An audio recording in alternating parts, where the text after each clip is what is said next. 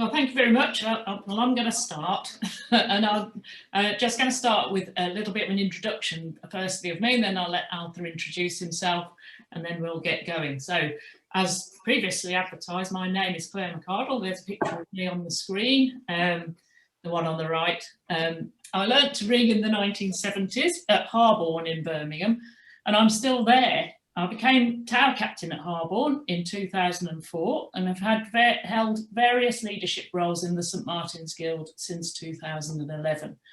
So I began to help teach people to ring when I was a teenager, just helping my tower captain teach people. But I obviously, as I upgraded to tower captain, I became responsible for teaching myself. And I became involved with art as I attended both of the teaching modules and then mentored my first teacher in 2012. And since then, I've become an art tutor delivering the art courses and now sit on the art management committee. So I'll just ask Arthur to. Yeah. Thanks, Claire. So, and thank you, Annie, for that lovely introduction, and thank you for the invitation to speak tonight. So, my name is Arthur Reeves. I'm the one on the left of that PowerPoint. I learnt to ring in Thiel, which is a village on the outskirts of Reading, and I haven't stayed there. I headed off to university at York, and then came down to the Midlands when I began my teacher training. And I've been sort of around in Birmingham now for sort of about 11 years, and like Claire, sort of began to get involved in St Martin's Guild and have held 2 different positions since 2015, that of ringing master, and then more recently succeeded Claire as a secretary, and try and keep up with the high standards she set. Likewise, I have been involved in art. I'm an art teacher, and many of you all know about the Birmingham School of Ringing, so I'm a keen supporter of the Birmingham School of Ringing and a tutor as well. So I think that's me.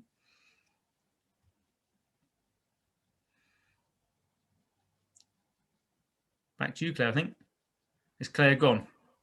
I think her screen froze, so I'm not sure. Okay, I will carry on, and if Claire butts in, you're back. I did. I dropped out. I'm afraid. I seem to have got a bit of a dodgy internet connection. So Arthur, if I do drop out again, will you cover for me, please? I will waffle. Yeah. Okay. So have you done your introduction? Good. Okay. So tonight we're going to talk about managing the expectations of your band, both as individuals and as a group, as we start to return to ringing in the tower. So I'm really grateful to Pip Penny actually for her article, Lockdown Learners Transitioning into the Tower. It's a very interesting read, and we'll put a link to that at the end of the presentation along with some other links. So in order to manage expectations, you need to know what those expectations are. A few questions. Is everybody coming back? Have you gained any new ringers during the last 12 months? And have you got any plans to recruit? When ringing returns, we'll have to accept that people may have different expectations. And in fact, different expectations may be forced upon us. Some ringers have used the new online platforms to ring during lockdown, and some ringers will not have engaged with the new online platforms at all. Some ringers may have tried new things. Handbell ringing has had a surge of interest. And there'll be ringers who, having just mastered bell handling before lockdown, now have theoretical knowledge beyond their bell control skills. There'll be new ringers who've never even touched a rope before, but are able to ring plain hunt on Ringing Room and other platforms, and are progressing to ring methods inside. Some ringers might be worried that they won't remember how to ring. And some may think it will be too hard to get back to what they were ringing before. Some ringers may have found other things to do with their time and may not want to do as much ringing as they did before the lockdowns. People will have different attitudes to risk as well. A few of the things you might hear people say, I can't wait to come back ringing. I'll be back at the first opportunity. There'll be others who are a bit more cautious and say, well, I'm happy to come back when it's safe.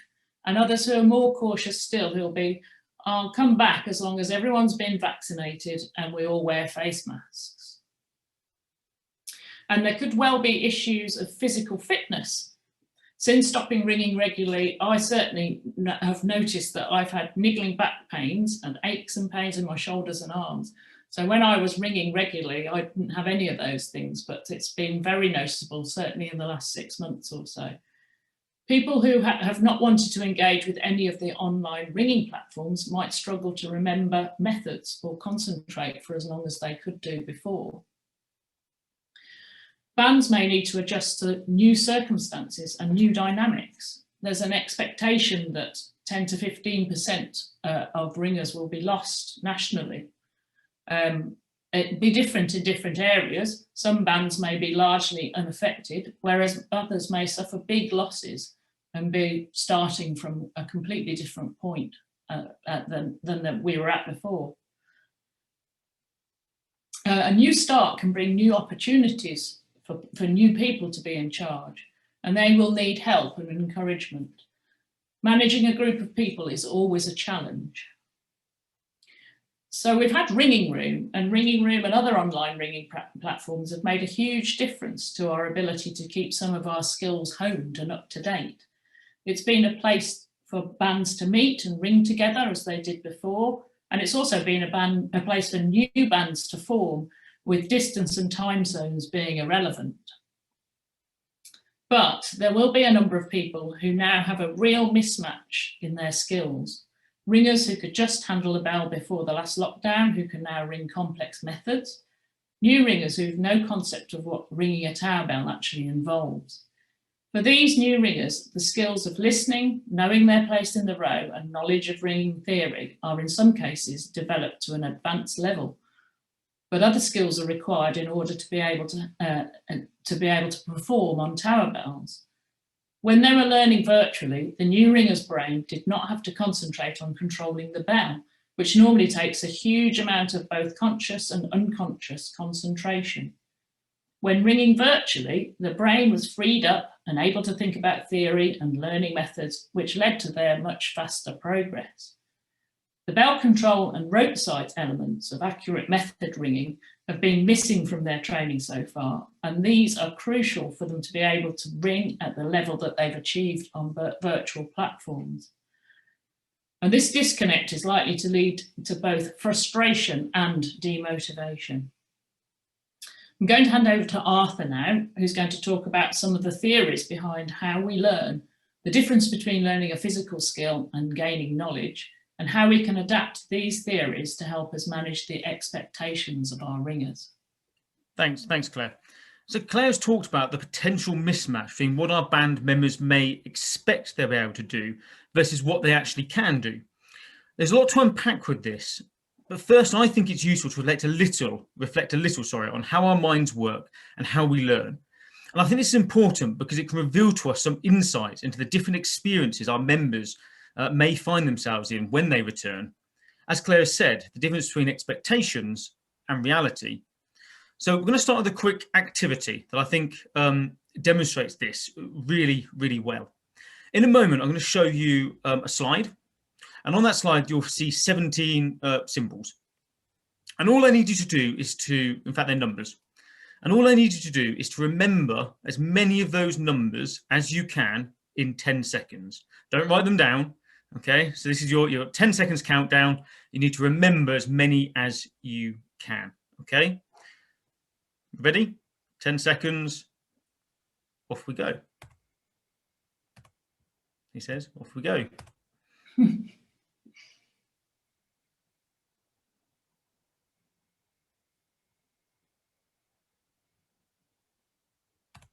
Okay, and can I ask you to type that into the chat box, as many of those numbers as you can. And Claire, I think, is going to act as feedback for us. Adjudicator.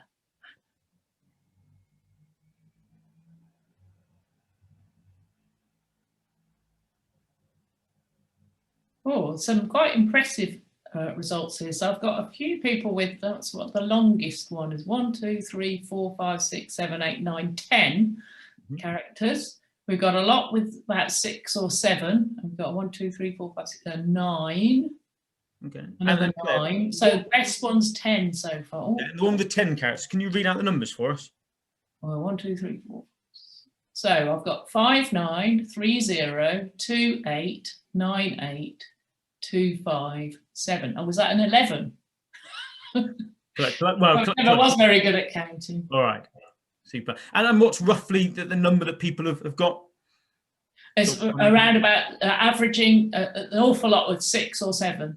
Okay, perfect. And that, interestingly, that number that you just read out is largely correct. I think you read 59302879, I think. So again, the accurate numbers were 7 or 8 numbers there before a mistake crept in. But very well done anyway.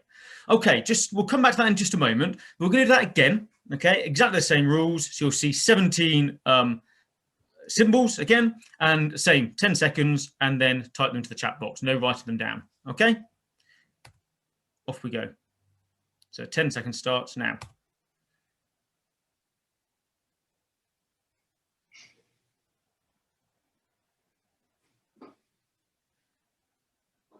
Okay, that's your 10 seconds gone. Again, if you can type that into the chat box. Well, I've got numbers coming through. I'm one of them. No, everybody's got it. I haven't seen anybody who hasn't got it. Perfect. Okay, thank you. So let's just, thanks for that. Thanks, Claire. So let's just reflect on what I've asked you to do there. Okay, I've asked you to do the same task twice. You had 17 shapes, and it doesn't matter that I'm calling them shapes rather than numbers and letters. We'll come back to that in just a minute. Okay, the first time, well, we couldn't. I don't think anyone got the 17 numbers into the chat box in the 10 seconds you had. The second time, really easy. I don't think anyone made a mistake there. So let's just think about what's going on here. And you might say, well, you cheated the second time. You just had a sentence that we're all going to recognise. But that is the point. It's the same task, actually. You had 17 different symbols to remember. The second time was easy. The first time was really challenging. So what's going on here? Well, first of all, you're having new information that is entering your sensory memory. And your brain, because I asked you to, your mind each time is desperately trying to learn those 17 symbols. So how does it do this? Well, your mind is trying to make links with something it already knows. So that information comes into your sensory memory and instantly recognizes both times either their numbers or their letters, because you know that it can instantly or almost instantly get that information from your long-term memory, because you've learned what numbers and letters are from a really young age. Something my 2-year-old nephew would recognize. And this is almost instantaneous. Well, how is it almost instantaneous? Well, because the neurons in your brain are making connections. These are called synaptic links with other neurons to make a synaptic network. And these neurons are locating stored memories from all across your long-term memory and making links to other bits of information that you have stored. In fact, I think the mind is phenomenal. A single thought can fire up over 1 million neurons across your brain. The thing is, the brain stores memories in different places across your mind. So locations and names and contexts are stored in different places. Names and letters will be stored in different places. You have an estimated 86 billion neurons in your brain. And a neuron, this is the not very sciencey side. I'm a history teacher, not a biology teacher. So here's my science. A neuron consists of a long stringy bit called an axon. Okay, and that's the axon split into 400,000 dendrites. And these dendrites form billions upon billions of connections. In fact, David Engelman estimates there are more connections in your brain than there are stars in the Milky Way. In the first experiment we did with the 17 numbers, your memory had nothing to link that information to, and hence it struggled. And I think, even that best estimate of 10 numbers, which is impressive, even those last couple of numbers weren't quite accurate. In fact, the best estimates really for something like that are 6 to 7 numbers that people remember. 8, 9 is really good. So please don't be upset if you didn't get if you didn't get any more than 6 or 7. That's to be expected. And as I've said already, your long-term memory is incredible. Your working memory, though, the place that makes sense of your long-term memory, the place that sort of works things through, it interprets the information from your sensory memory to make sense of it in your working memory by making those links to your long-term memory, is very weak. As I say, 6 or 7 bits of information for a couple of seconds. I think in some ways it's quite inaccurate to think of the working memory as a memory. I think you've got to think of it more as a super fast processing tool. And actually, I mean, this can be frustrating at times. I mean, how often do you sort of, you walk into a room and think, I can't remember why I came in here. I do that all the time. But actually, the working memory is designed to be a processing tool. It's designed to take in information and get rid of stuff it doesn't need. You know, that all comes back to, you know, us not over processing our minds. You know, you can imagine if your working memory all the time was holding things in, you wouldn't be able to function. So it's a good thing, actually, the working memory is a processing tool. And actually, the processing side of it is absolutely incredible. Your sensory memory receives more information in 30 seconds than the Hubble Space Center has in 30 years. You know, just pause a minute and think about all the things you're experiencing now. You know, you're listening to a whole string of words, random words that I'm saying, and you're piecing them together, and the syntax that I'm also speaking to make sense of not only the individual words but the sentences. You've got a screenshot in front of you, a laptop in front of you that you can recognize, you know, thousands of items all around you almost instantly. You know, the sensory memory and the working memory working in connection with the long-term memory is absolutely incredible. And this is all going on at the same time as your brain is keeping your body functions working as well. So, you know, the brain is incredible. The second experiment, however, was easy.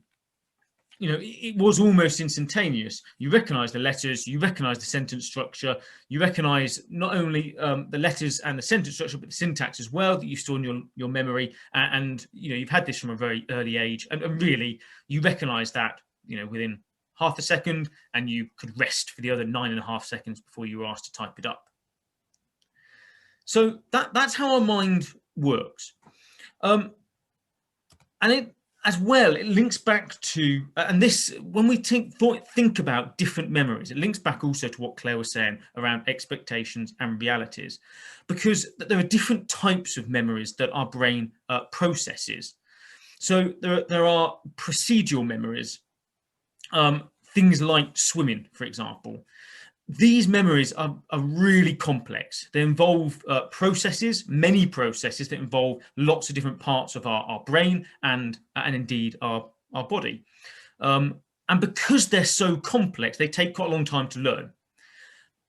But because of that complexity, actually they're longer lasting. It's much harder for us to forget how to do something, how to forget a procedural memory. So swimming, driving, riding a bike, handling a bell would be procedural memories. But we also have declarative memories, and these are much simpler facts. So, you know, the capital of France is Paris. Plain bob doubles, 3-4 dodge, long fifths, 3-4 down. I've got that wrong. 3-4 down, long fifths, 3-4 up, seconds. You know, there's evidence I've forgotten those in that time. So, you know, declarative memory is much more simpler. These are the facts that you learn. But again, they tend to be easier to forget. Okay. So what does this tell us then? Well, let's link that back to what Claire was previously saying about expectations versus reality. And I think there are some interesting conclusions to make here. The first is, the more experienced your ringer is, the easier it's going to be to return to ringing. For most of us, handling the bell will not be the challenge when we return to ringing, because it's a procedural memory, and those procedural memories are much stronger than declarative memories. So again, we might feel a little bit rusty, you know, those muscles might ache, but for most of us, handling the bell, once we've done it a couple of times, won't be the major challenge. But for our less experienced ringers, this may not be true. Okay, if those procedural memories haven't grasped in their minds, that may not be true. They don't have the thousands or hundreds of hours that our more experienced ringers will have. So that's something we need to think about in terms of not only their confidence, but their actual ability to get back to ringing. For our less experienced ringers, even if they've been engaged with lots of online activities, there is highly likely to be a disconnect, even if it's just temporary, even if it takes a couple of months, when they return to the tower. And that's worth thinking about. In the good news, I suspect online learning will become more useful once the return to the tower has occurred. I think that will be useful. But I think in the short term, we're going to find some disappointed ringers. I think we need to be aware of that, and we need to have the relevant conversations, and Claire and I will come on to this in just a minute. And I think the key thing to remember here is that the return to ring will not be the same for everyone. And it's going to be harder for some of your ringers over others. What I'm about to say now links in about the expectations and realities, but it links in as well to learning and thinking about what we do as teachers, and about, how our mind operates. What percentage of time do you think, and again, just to type this into the chat box, what percentage of time do you think we spend not thinking about what we are doing? So the subconscious things, the things we do on autopilot. Again, if you just type that into the chat box, and Claire will feedback for me. Oh, we've got some quite a variety of, so we've got estimates of 90 and 97%. We've got as low as 40%. More people are saying above 75, between 75 and 90%. Yeah. And the lowest people have gone is 40, and a few at 50. Super. All right, that's really interesting. Thank you. Well, those who said 40% are, according to neuroscientists anyway, are the people who are correct in this. But I think that's staggering in many ways. That up to almost half the time we spend doing things, actually we're spent on autopilot. We're subconsciously doing these things. And when I'm talking about forming habits, I'm not necessarily talking here about sort of bad habits of smoking or eating or whatever it might be, although of course there are links here. But forming habits is a subconscious act, and actually most of the time it is very, very useful. I mean, think how many times you walk out of the house and you walk down the road and you think, have I locked the front door? I mean, how many times do you do this, walk back and find you have? I don't think I've ever walked back down the road and found my front door unlocked. Again, it's a subconscious act. And habits are formed when our brains have learned and repeated something new, and we go on to autopilot. And actually, we know that our brains act differently around these subconscious acts, these habits. So that the prefrontal cortex, the decision-making part of our brain, actually becomes inactive. Again, there have been lots of studies on this. And that the habit-making behaviours are linked to another part of the brain, the basal ganglia. And this sort of is recognised as forming habits, and therefore helps to form memories. So habits are useful in many ways. The problem is, though, that actually breaking habits and trying to form new habits is incredibly challenging because we go onto autopilot. Again, I've got an example about the dentist here. Every time I go to the hygienist, I get told off by the hygienist for not brushing my teeth properly. And of course, I'm the only one with the incentive to do that properly because I pay her to tell me off, essentially. That sort of tends to be what happens. She says, I'm not brushing my teeth properly. But it's really hard when she explains how to do that for me to then put that into action when I come home to brush my teeth. I'm clearly not doing something right. And I try really hard. Every time I get told off. What's more useful to me is my new electric toothbrush that has this big blaring light that flashes every time I press too hard on my gums or on my teeth. And that acts as a sensor that tells me I'm doing something wrong, and then I can put the action into place. What's not particularly helpful is every 6 months going to the hygienist to be told off again because I seem to forget the habits I've built up. So forming habits can be very useful, but they can be stubbornly persistent. And again, I think this is helpful when we think about our learners because it tells us something about the way people learn. And it tells us something about the difficulties we have in breaking old habits. And I think we see this in ringing a lot. So, and again, you'll probably all recognise the learner who doesn't catch, who lets go the tail end and their right hand normally goes floating. And we get quite frustrated about this as teachers sometimes. We say, come on, catch the Sally. But it's not that easy to break that habit once you're into a former habit that you want to break. So when we think about our learners and we have those conversations, discussions with our learners, we need to think really carefully about how we form those new habits. And I think these are some useful steps to help here. The first is recognise the old habit and then break it down into steps. What's causing that old habit to happen? What's causing the right hand to go floating after we let go of the Sally? What's causing the current response, and then use a cue to create a new response, whether that's a verbal cue or when we're not in social distancing time, whether it's a tap on the hand or whatever it might be. And then you have to practice and practice and remember that the autopilot of the brain is to do the old thing it's used to doing. So you've got to have patience there as the teacher, and patience, and then consistency until that new habit is formed, until the prefrontal cortex makes a decision to do something differently. So I've talked all about how our sort of minds work and how we learn. And I think this helps to think about what will happen when learners return to the tower and how we can help support them best. When it comes back to sort of learning things, there is some good news here. Okay, some of you might have heard of this before, but a Swiss neuroscientist, a psychoanalyst called Frederick Ebenheiser, put in place an activity. Okay, and he tried to learn as many words as he possibly could, nonsense words. And he tried to learn these words, and so he learned thousands of them, words that his brain wouldn't be used to.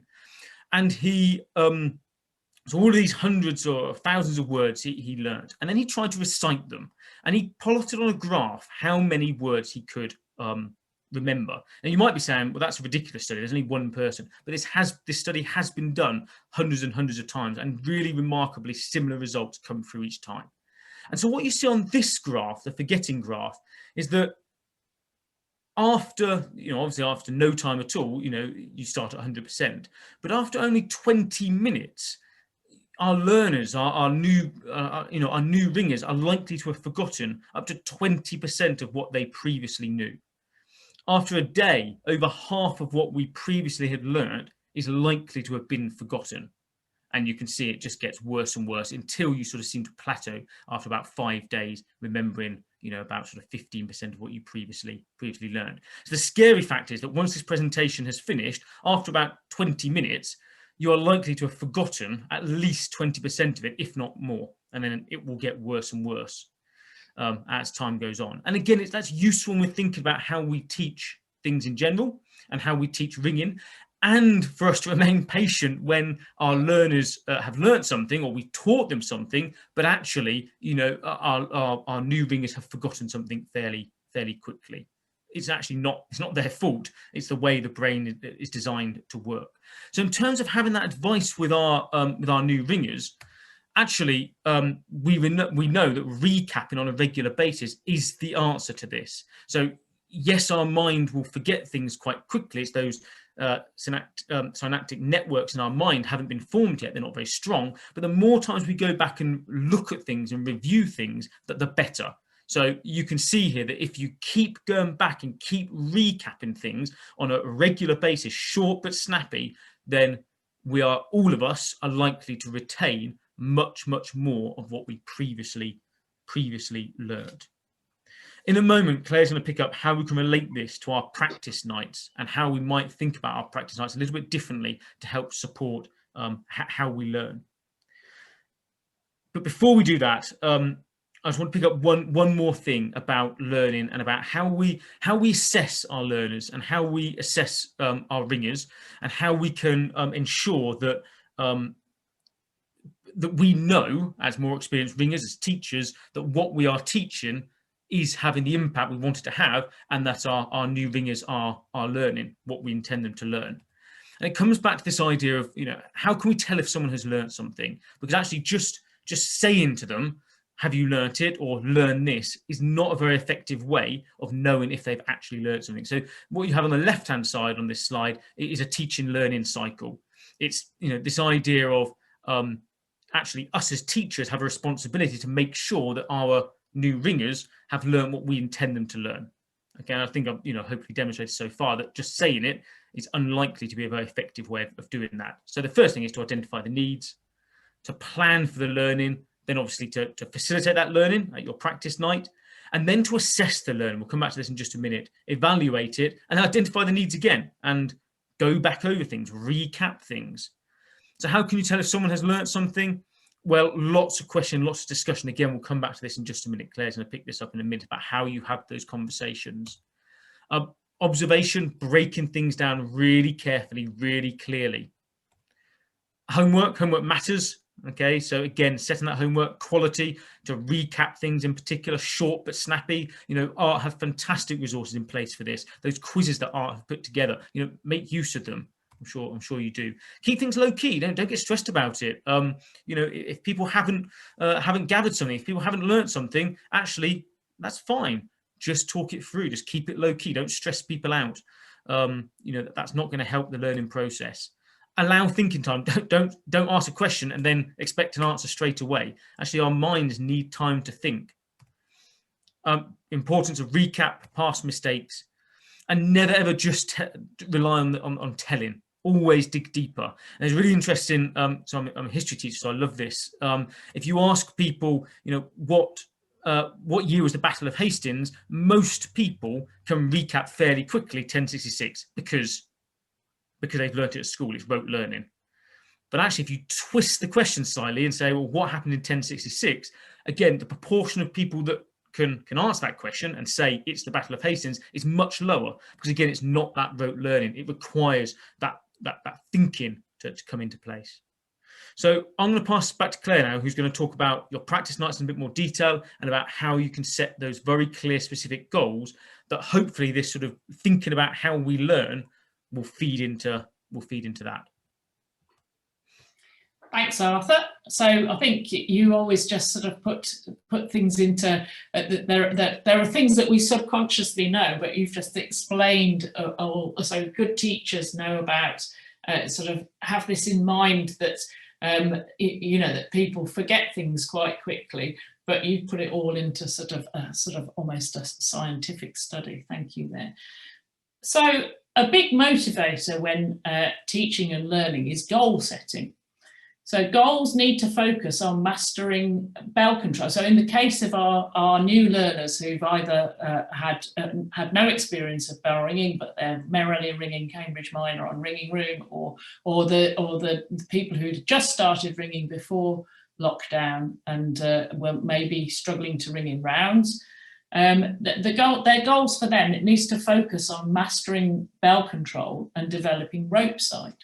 So they've already got the understanding of methods and a lot of ringing theory that we wish everybody had that understanding a lot of the time, and they've probably got it in spades. However, they haven't quite got the bell handling skills to go with it, and it will probably be quite a long time before your ringers' physical skills match their theoretical understanding.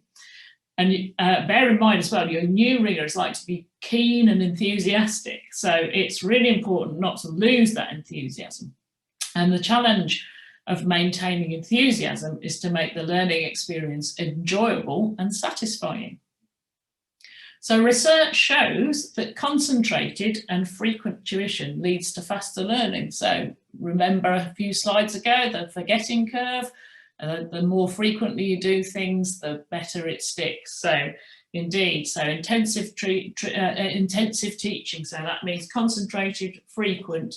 Initial bell handling training shouldn't be incorporated into a practice night. I know I've certainly been banging on about this for years, and I know it is echoed, and this is an art principle that, you know, people should, or you should have bell handling sessions not at a practice night.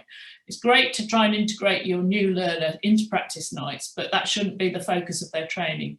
They need to have their training, focused on them one-to-one as often as you can, and for as long as it's productive. So bearing in mind different learning capabilities. So in this picture, Max is 4, and so she could probably manage about 15 to 20 minutes of focused training before it became unproductive. So it wasn't worth doing. But for her, that was concentrated, and we did it frequently, so she learned to ring.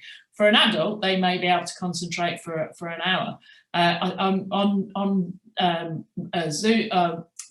On ringing room sessions, I'm finding that about an hour is just about as much as I can cope with, and I'm sure many people will be echoing that sentiment. So you need to sort of bear in mind people's actual tolerance to the intensive teaching, but and judge when it's good, and bear in mind as well, some days will be different. So sometimes you'll have a good half an hour, and then everything will just go pear-shaped after that. So then's the time to try and find something positive, stop on that note and reconvene at another time. And you might find the next time that they can manage an hour and a half or something. So every day is different.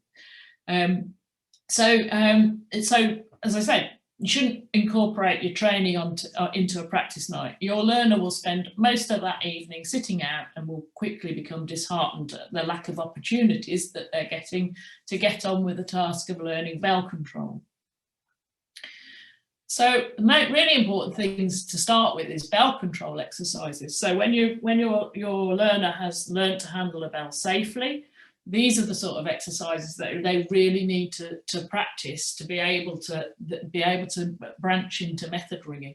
They need to be able to do setting at hand stroke, a backstroke at hand and hand stroke on command. So they've got full control of their bell.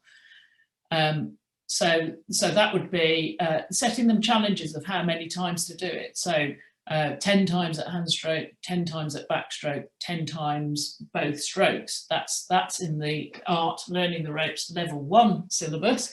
However, if you ring at Harborne, we take it to a new level, and we have the Toblerone challenge, and people have to, my learners have to set the bell 40 times consecutively. So that's 20 whole pulls setting hand and back. And I haven't yet had a learner who hasn't achieved it. So it is possible. So that was my latest success there. Pick a number and stand. So that's one of and sort of whole pull and stand, pick a number and stand. They're exercises that we do when we do this with Brumdingers in Birmingham, which is our youngsters group. We call it ding dong stop, basically. So which is quite descriptive of what we do. So if it's a whole pull and stand, it's ding dong stop. But if it's 4 whole pulls, then it's ding dong ding dong ding dong ding dong stop. So that's how we sort of make it fun. But you can use things like use a random number generator if you've got a smartphone and you know how to get a random number generator on it, or you can just simply use a dice, roll the dice, and tell them what stroke they need to stand their bell. So it could be randomly hand stroke or backstroke. So that's a really good exercise. And then it's really important to do things like to do the same exercises, but repeat them on different bells. Don't let your learners just get used to ringing one bell all the time. So ideally, you want your learners to be able to ring any bell in the tower. You want every ringer to be able to ring every bell in the tower. But probably is a bit of a utopian sort of a vision. However, I think the more that we can work towards that sort of thing happening, so that when we get into situations where not everybody turns up, everybody's just a little bit more versatile. So once we've got these bell control exercises in our sort of individual one-to-one lessons, okay, as we start to integrate our learners into the practices, we can do this as a band. So we can do the same exercises, but we make it a little bit harder by saying, okay, now we've got to do this in rounds. So we're starting to get, so setting at backstroke and hand stroke, everybody set at backstroke, everybody set at hand stroke, but listening and making sure that the rounds sound right as well. So it's not just the technical ability of standing. I tried this once without explaining it properly to a band, and they all just pulled off randomly. They were all standing on bells to ring in rounds, and I said, okay, whole pull and stand. So they just did, and it wasn't rounds. So I did have to then explain myself a little bit better. So we repeat that with the band, and it's a good way for bands to learn together as well. If you've got a band with lots of learners, that's really good. So working together with other teachers and learners is really good. Group teaching works really well. You get peer support for both teachers and learners. This is something we've learned from the Birmingham School of Bell Ringing. And we underestimated, I think, just how much the learners certainly value that social network that we inadvertently created by creating the Birmingham School of Bell Ringing. Learners, they very quickly formed bonds with other learners, and very soon were ringing at each other's towers. And it's good for the teachers too, because you always pick up new tips from other teachers, or if you're struggling to teach a learner one thing and you've got another teacher there, you can say, well, can just have a look at this. Is there anything you can suggest to help here?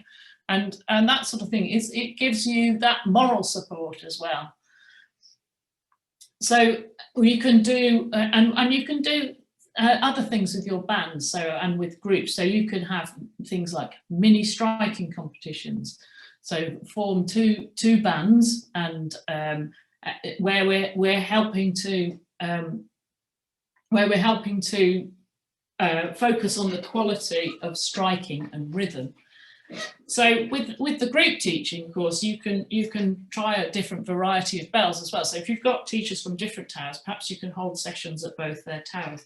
So with your band, listening to striking and trying to self-evaluate. So you need to get your learners to self-evaluate, and the listening exercises that you can do with the whole band are things like mini striking competitions. So two bands competing against each other, first to 20 perfect rounds timed on a stopwatch.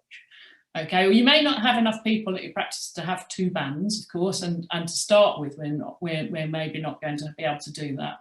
However, if you can have two different combinations of bands, or people ringing different bells, the same bands ringing different bells.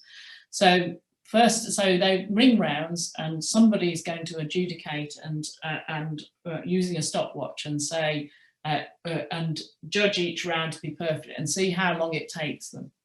And you can get your learners to be the judge. So that could be one of the activities they have to do. Everybody can take turns being a judge.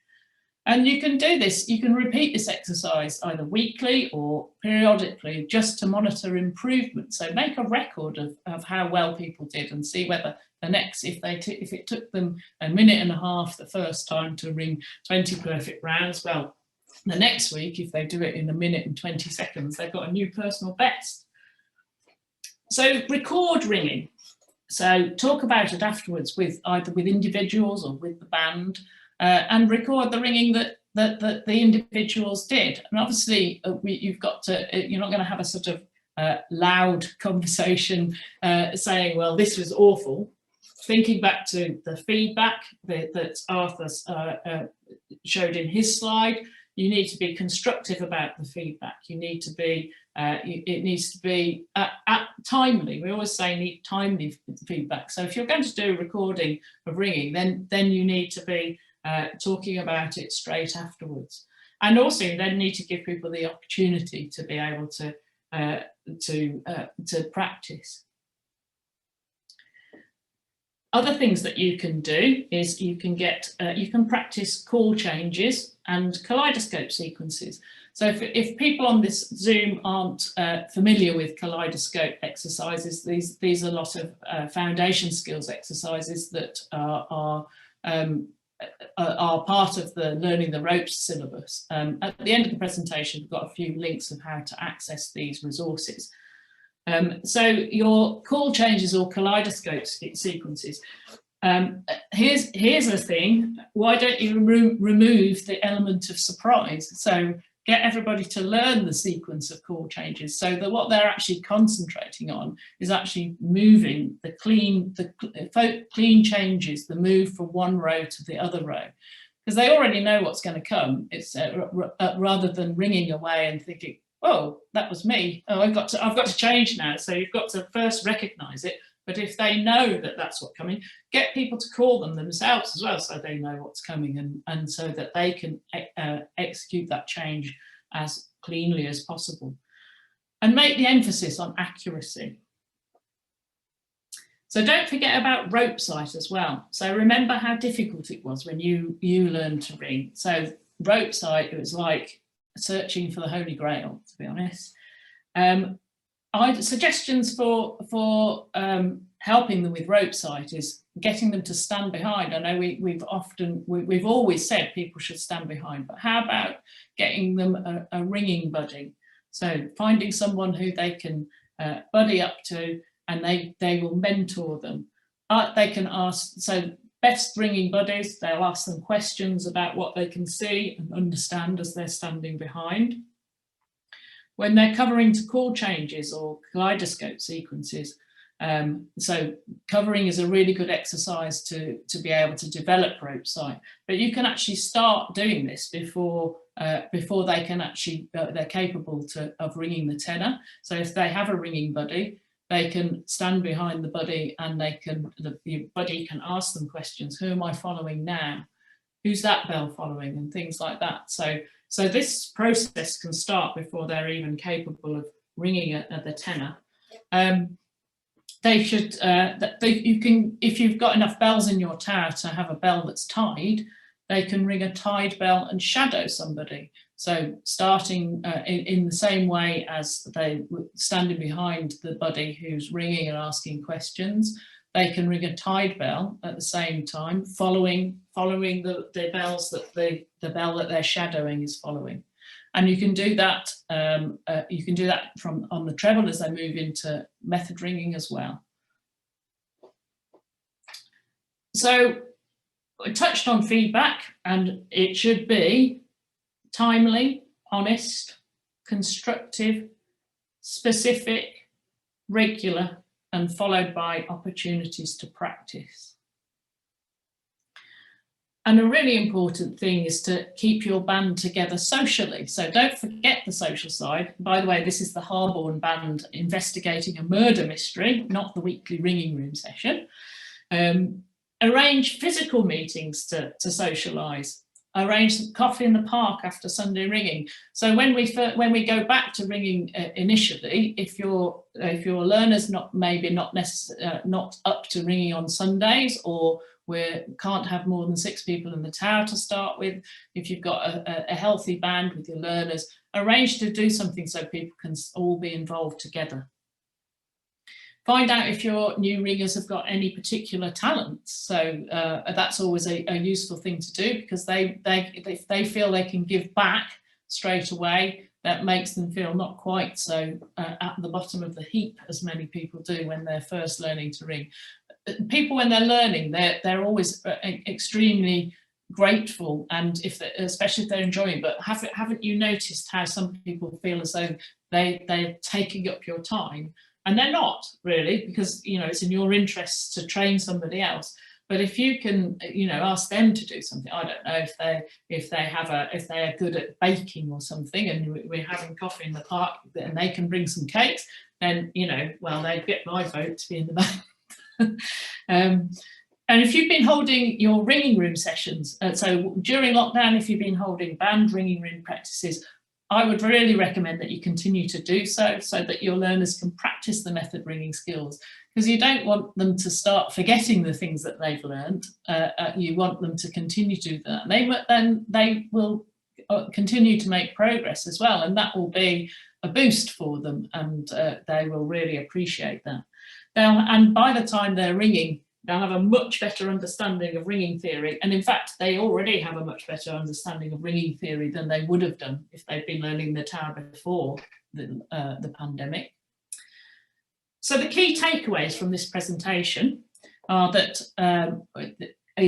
you should make learning enjoyable and satisfying, make the steps small and manageable, encourage self-evaluation, give appropriate and timely feedback, encourage integration with everybody, and give opportunities to people. So these are a few of the things that, so these are links to some of the things that we've been talking about. So the Survival and Recovery Toolbox with Lockdown Learners, that's the article by Pip Penny. I'm sure that if you want to get these links, if you watch the YouTube video afterwards, if you don't get these links down quite so quickly, unless you can take a screenshot now.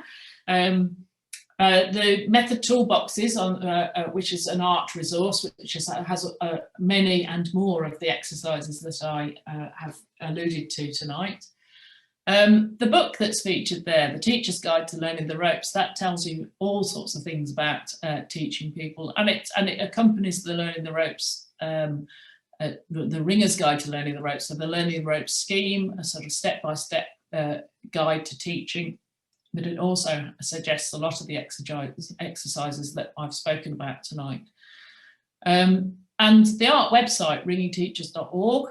And then if a sneaky plug for the St Martin's Guild website, which has our teaching and training resources on there. So we've run weekly webinars, or rather Arthur's organised them all, but we've run weekly webinars about a whole range of subjects, some ringing related, well mostly ringing related, some are theory related, others are sort of history and other subjects of interest.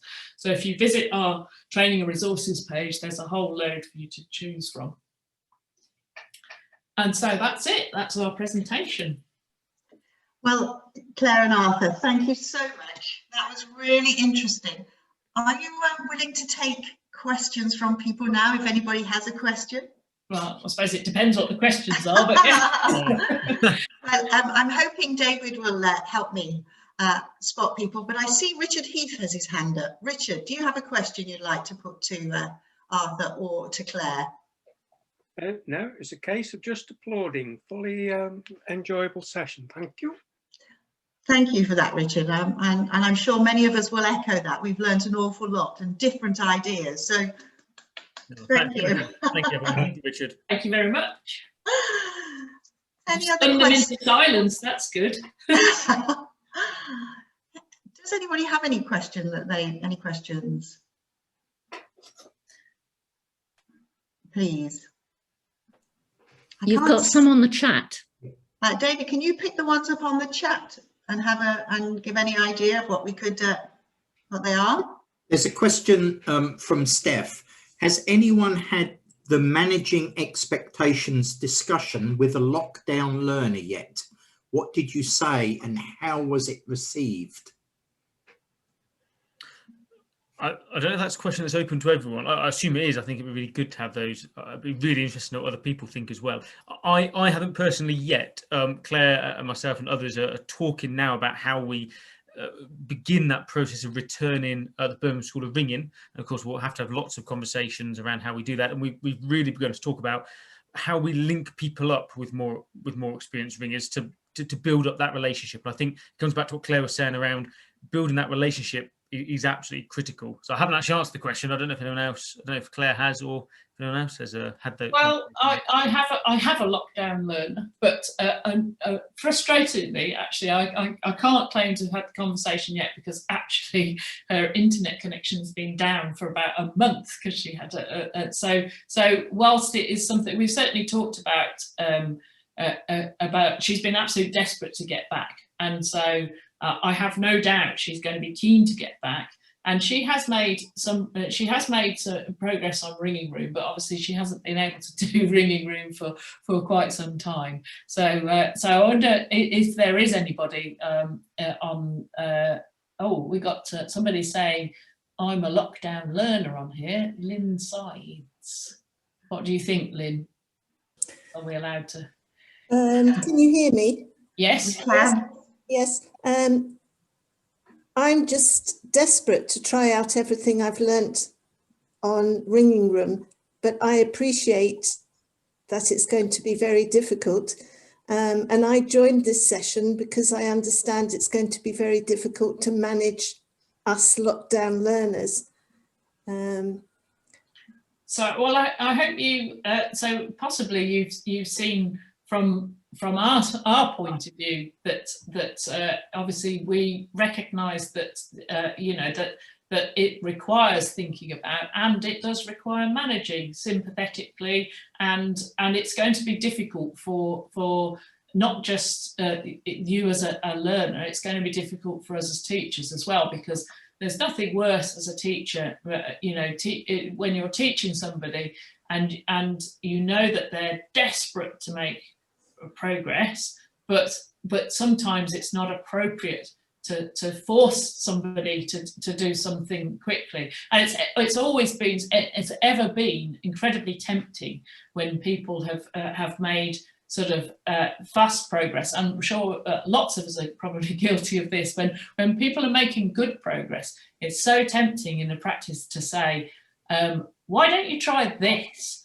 And without really giving people a chance to prepare, and then you learn to your cost because it all goes horribly wrong, and then you've got a really disappointed learner and it's your fault. So this is what we really don't want to happen with people. And so we think there's got to be patience on both sides, and everybody will get there, but you just have to, it can only take as long as it takes as well. So we can't possibly say that, you know, okay, we'll be up and running. You'll be ringing Plain Blonde Miner inside in 3 months' time.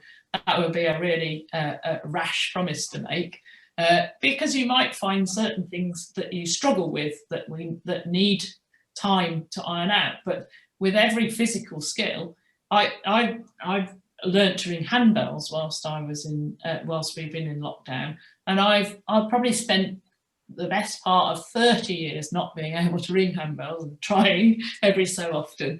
But now I really think that, well, I can to a certain extent, but much better than I could. And that's all down to just concentrated practice. So that's the intensity and the concentratedness of it is really important. But you've got to hang on in there and trust your teachers, and also just, you know, take it one step at a time. There were two very interesting points. One was Arthur's point about how much information, how much you learn and you lose within 7 days. And the other was digging deeper and making sure that what you're telling a student, they're actually understanding correctly. You know, I've learned a lot just by coming on and listening to you all discussing these things, and I've made copious notes and I'll circulate it. Yeah. Good. I'm delighted, Lynn. That's terrific. And of course, we wish you the best of success as you transfer your online learning going back to practical learning. There were a couple of other good questions that popped up, David. One was about teaching learners while we've still got this social distancing. Do you have any tips for that? Well, it depends at what stage they were at. So, it's difficult. Obviously, it'd be difficult to teach an adult with actual hands-on if they've never touched a rope before. There are some things that you can do. You can get them to be chiming a bell and actually ringing a bell from down, sort of up part way, and just take it very gradually to get them the feel of the rope. But it's really unlikely that you'd be able to teach somebody actual bell handling without having to have some hands-on experience. So I think we are going to have to wait there. However, if your learners are young learners, then the restrictions are lifted already on teaching youngsters. I mean, there are some restrictions in terms of how many adults you can have in the tower, but young groups can already they can already meet and ring. Yeah. Yes, I think right. I'll also just add to that, and it links to Elaine's question around how we manage expectations of existing ringers. Actually, there's nothing, even if you're worried about the close contact with somebody, there's nothing stopping those conversations being had now. And beginning those sort of quite honest conversations around, well, look, what have you been doing over the last lockdown period? What have you been doing for the last year? But actually, what might the reality be like when we return to the tower in a couple of weeks' time? Those conversations can begin. I notice a question from Roger Fox saying, what is switcheroo? So I'll try and describe it verbally, but switcheroo is where a band rings rounds, and then there's various degrees of switcherooing. So when you're first starting to teach switcheroo, it's a command from the conductor, who could be ringing or could be who could be standing out. But as the bands ring rounds, they're ringing 1, 2, 3, 4, 5, 6, or however many. And when the conductor shouts switcheroo, then they need to ring in reverse. So they need to go from 1, 2, 3, 4, 5, 6 to 6, 5, 4, 3, 2, 1. And they continue ringing so in reverse rounds until the conductor says switcheroo, and then they go into forwards rounds. And you can, so that's the basics of it, but then you can start introducing sort of counting skills with people, and you can say, okay, we're going to ring 4 whole pools of forwards rounds, and then we'll switcheroo. So without the command being said, so you're getting your band to learn to count. So they're learning to count to 4 whole pools. You'd be surprised how difficult that is for some people, but it's always very entertaining when somebody, if somebody doesn't manage it, or they do it too early or something. But the other thing is it's getting people to start looking around as well. So when you have to switch from following the bell that's on your right to following the bell that's on your left, when you start ringing methods, that's something you're going to have to do. You're going to have to be able to focus on a bell that's either on your right or on your left, or so it might be right next to you, or it might be a slight angle on one side or the other. So you can do all sorts of things with switcheroo. So it can be sort of on whole pools, it can be half pools. So you could, if a Over to you, Arthur. I think we've lost Claire for a moment. That's been on my script. Oh dear. No, I think what she was explaining was the fact that a lot of these exercises are fun. Yes. And so just by mixing them up, doing them different ways, and what was occurring to me is, of course, these would be a good thing, and somebody put it up there, I think it was Debbie, to try on Ringing Room. You know, have a play around with it now. So when you actually get back into the tower, your friends, your colleagues have got some idea of what you're doing. But all the time, it's about making it enjoyable. And that's what we want people to have, isn't it? We want them to have a good time, I think. We want them to get back into ringing and enjoy themselves far more than gardening or anything else that's taking their time. Would you agree with that? 100%. I mean, ringing's a hobby, and it's something we do for fun. Whatever links, whatever our motivation is, ultimately it has to be an enjoyable hobby. So yeah, I agree with that completely. Yeah. I can see Mexican Wave coming in the chat box as well. It's another good activity. Yes, yes. And if we have missed any questions and they're in the chat, we do review them the following day, and we will get back to you. So please don't think any questions that we've missed, we will just ignore. Are there any final questions? Because I see we're just over our hour. I'll just quickly through. Can you say any more, David? No, I think you've covered most of them. Great. Okay. Well, I'd like to thank, on behalf of us all, Arthur and Claire. I don't think Claire's made it back yet, so Arthur, you'll have to via WhatsApp. Thank you. You'll have to convey. Very good indeed. Thank you very much. I am back. Oh, you are back. Sorry. Well done, Claire. Well done. We're just saying, what a great presentation you've made. Very thought-provoking, given lots of us new ideas, which is what we want. So again, I'd like to thank you very much for doing that, and perhaps we can just show our appreciation in the usual way. So thank you very much. Thank you, and sorry for flitting in and out like that. Claire, it's been worth the wait, so thank you very much. The only other thing that I'd like to say is thank you to everybody else for being here this evening. We do have some terrific talks later on in the week, which I hope you'll be able to join. They will be online, but they're much more fun if you can join us actually in the sessions, because we get great questions, great feedback, and we appreciate that. And don't forget the beer tasting on Friday. I'm not sure if Hayley is here, but I think you've had that at St Martin's, haven't you? And they tell me it was terrific. Yeah, it was well worth going to. You can't remember it, can you, Arthur? So I hope you'll join all of the sessions or the beer on Friday. So thank you very much, everybody, and I wish you a pleasant evening. Thank you. And you. Bye. Thank you, David. Thanks. Bye. Thank you. Thanks, everyone.